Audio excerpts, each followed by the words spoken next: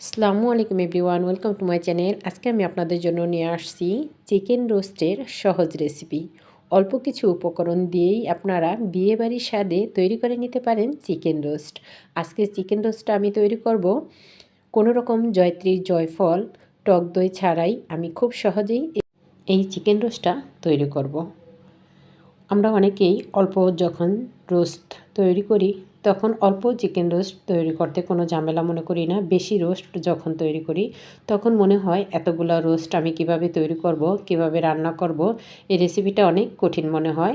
আজকের রেসিপিটা আপনাদের জন্য খুব সহজেই আপনারা বেশি রোস্ট বেশি মানুষের কিভাবে তৈরি করবেন, একদম সহজ একটি রেসিপি। দেখে নিন প্রস্তুত প্রণালী। প্রথমে আমি এখানে নিয়ে নিয়েছি অনেকগুলো চিকেনগুলোতে আমি প্রথমে দিয়ে দিচ্ছি লবণ, দিয়ে দিচ্ছি আদা বাটা, দিয়ে দিচ্ছি রসুন বাটা, দিয়ে দিচ্ছি একটি লেবুর রস, দিয়ে এটাকে ভালোভাবে ম্যারিনেট করে আমি রেখে দিয়েছি 1 ঘন্টার মতো। 1 ঘন্টা পরে আমি চুলায় দিয়ে দিচ্ছি পরিমাণ মতো তেল। তেলটা যখন গরম হয়ে আসবে তখন আমি চিকেনগুলোকে ভেজে নিব। আর এই চিকেনগুলো একটু বাদামি কালার করে ভেজে নিতে হবে। আমি চিকেনগুলো তেলে দিয়ে দিচ্ছি। চিকেনগুলো একটা পার্ট হয়ে আসা পর্যন্ত আমি অপেক্ষা করব। আর এই তো দেখুন চিকেনগুলোর একটা পার্ট হয়ে আসছে। এখন আমি এগুলোকে একটু উল্টে নিচ্ছি।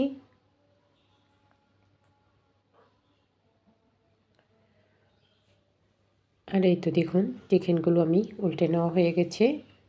এভাবে চিকেনগুলোর যখন আরেকটা পার্ট হয়ে যাবে তখন আমি এগুলাকে নামিয়ে নিব। আর এই তো দেখুন চিকেনগুলো ভাজা হয়ে গেছে, সুন্দর একটি কালার চলে আসছে। এখন আমি এই চিকেনগুলো নামিয়ে নিব। আর রোস্টের মুরগিটা এভাবেই কেটে নিলে ভালো হয়। একটি মুরগিতে 4 পিস সুন্দরভাবে রোস্ট হয়ে যায়। আর এই তো দেখুন চিকেনগুলো ভাজা হয়ে গেছে। এখন আমি এগুলাকে নামিয়ে নিচ্ছি। এভাবে সবগুলো চিকেন আমি ভেজে নিব। এখন আমি চুলায় দিয়ে দিচ্ছি পরিমাণ মতো তেল। যেহেতু আমি অনেকগুলো রোস্ট একসাথে তৈরি করব এজন্য তেলের পরিমাণটা একটু বেশি দিয়েছি। তেলটা যখন গরম হয়ে আসবে এটাতে আমি দিয়ে দিব দারচিনি, এলাচ, দিয়ে আমি তেল একটু ভেজে নিয়েছি। ভেজে নিয়ে এখন বড় চামচ দিয়ে আমি এখানে 2 টেবিল চামচ রসুন বাটা দিয়ে দিয়েছি। দিয়ে আমি তেলের সাথে একটু ভেজে নিচ্ছি যতক্ষণ না পর্যন্ত রসুনের সুন্দর একটা ফ্লেভার চলে আসে। রসুনটা ভাজা হয়ে গেছে। এখন আমি দিয়ে দিচ্ছি ওই 1 চামচের 2 চামচ আদা বাটা, ছোটো চামচ দিয়ে 1 টেবিল চামচ জিরে বাটা, দিয়ে মশলাটাকে এখন আমি তেলের সাথে ভালোভাবে ভেজে নিব যতক্ষণ না পর্যন্ত মশলাটার সুন্দর একটা ফ্লেভার আসে। এখন আমি দিয়ে দিচ্ছি এলাচ গুঁড়ো। যেহেতু গোটা মশলা আমি কম দিয়েছি এজন্য এলাচ গুঁড়োটা আমি বেশি দিয়েছি। এখানে 2 টেবিল চামচ এলাচ গুঁড়ো আমি দিয়েছি। দিয়ে আবারও আমি মশলাটাকে একটু তেলের সাথে নেড়েচেড়ে নিয়েছি। নেড়েচেড়ে নিয়ে এখন আমি দিয়ে দিচ্ছি পেঁয়াজ বাটা। একই চামচ দিয়ে আমি 3 টেবিল চামচ পেঁয়াজ বাটা দিয়েছি। দিয়ে আবারও আমি নেড়েচেড়ে নিচ্ছি মশলাটাকে, যাতে সবগুলো মশলা একসাথে ভালোভাবে তেলের সাথে ভাজা হয়ে যায়। আর এই তো মশলাটা ভাজা হয়ে গেছে। এখন আমি এটাতে দিয়ে দিচ্ছি স্বাদ মতো লবণ, দিয়ে দিচ্ছি 2 টেবিল চামচ চিনি। যেহেতু আমি এখানে অনেকগুলা রোস্ট তৈরি করব এজন্য আমি চিনির পরিমাণটা একটু বেশি দিয়েছি। আপনারা যদি মিষ্টি কম খেতে পছন্দ করেন তাহলে কম দিবেন। দিয়ে এখন আমি এটাতে দিয়ে দিচ্ছি 1 টেবিল চামচ মরিচ গুঁড়ো, দিয়ে আমি মশলাটাকে ভালোভাবে কষিয়ে নিচ্ছি। আর এই তো দেখুন মশলাটা কষানো হয়ে গেছে। এখন আমি এটাতে দিয়ে দেব টমেটো। আমি এখানে দিয়ে দিচ্ছি ব্লেন্ড করে রাখা বড় চামচ দিয়ে 3 টেবিল চামচ টমেটোটা দিয়ে আবারও আমি নেড়েচেড়ে নিচ্ছি। আর এই তো দেখুন মশলাটা সুন্দরভাবে কষানো হয়ে গেছে আর উপরে তেল চলে আসছে। এখন আমি দিয়ে দিব রাঁধুনি রোস্ট মশলা।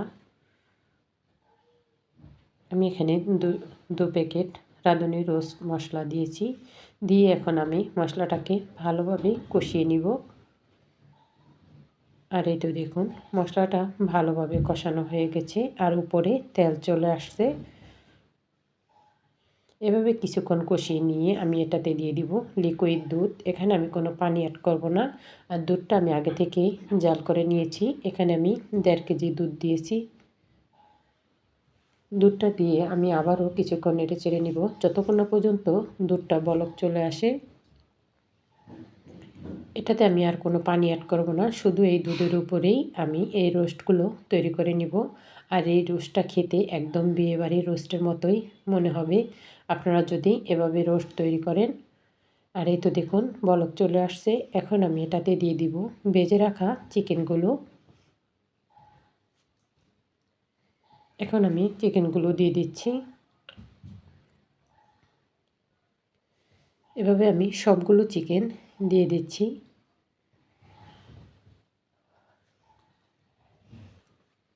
চিকেনগুলো দিয়ে আমি একটু নেড়েচেড়ে নিচ্ছি, যেহেতু এখানে অনেকগুলো চিকেন, বেশি নাড়াচাড়া করা যাচ্ছে না। এভাবে আমি উপরের মশলাটা যাতে চিকেনের গায়ে ভালোভাবে লাগে এজন্য আমি একটু এপিট ওপিট করে নিচ্ছি। নিয়ে আমি এটাকে কিছুক্ষণ ঢাকনা দিয়ে ঢেকে রেখে দিব বলক আসা পর্যন্ত।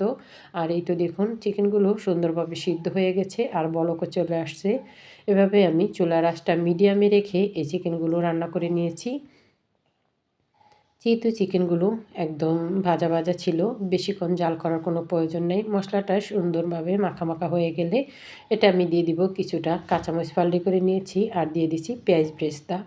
পেঁয়াজ বেরেস্তাটা দিয়ে আমি আবারও কিছুক্ষণ একটু জাল করে নিয়েছি। জাল করে নিয়ে দেখুন চিকেনটা রান্না একদম কমপ্লিট। আর এটা দেখতে কতটা লোভনীয় হয়েছে, দেখুন কতটা সুন্দর হয়েছে। এখন আমি চিকেনগুলো নামিয়ে নিব। এই চিকেন রোস্টটা রান্না একদমই সহজ, দেখুন কতটা লোভনীয় হয়েছে। আপনারা একবার হলো এই চিকেন রোস্টটি বাসায় তৈরি করবেন অতিথি আপ্যায়নে। সবাই ভালো থাকবেন। আল্লাহ হাফেজ সবাইকে।